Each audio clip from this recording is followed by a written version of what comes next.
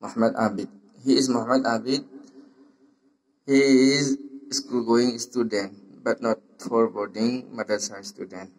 He is studying in class 3. MashaAllah, he is ready to recite. Kayo na huzik sa kadorse? Kaya mo ito namin siya, may kaya mo datok na niya ba? Okay. Tiyara ba? Assalamualaikum warahmatullahi wabarakatuh. Waalaikumsalam warahmatullahi wabarakatuh. Kayaman tanumite, kayaman tanumite, may amadatoglani, may sakan banalay bakse.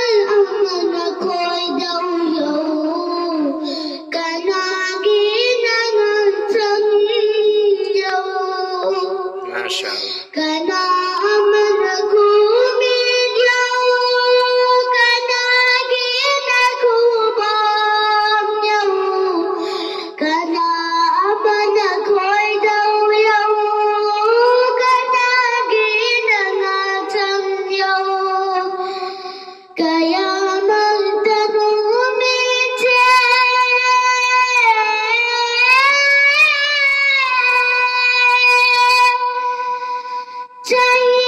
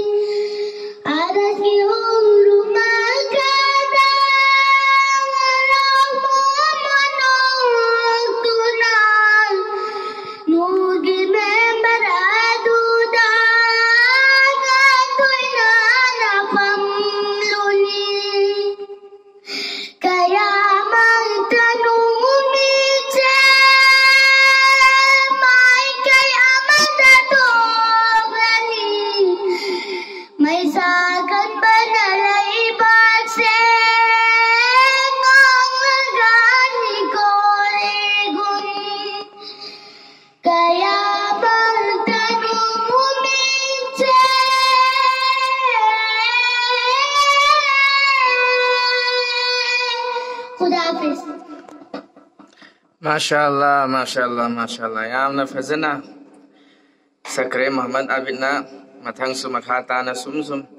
Hena sidagi hena thoina sakpangambagi Allah na pangabibi voice anu amasung na ki khonjila du Allah na hifazat to bang voice anu.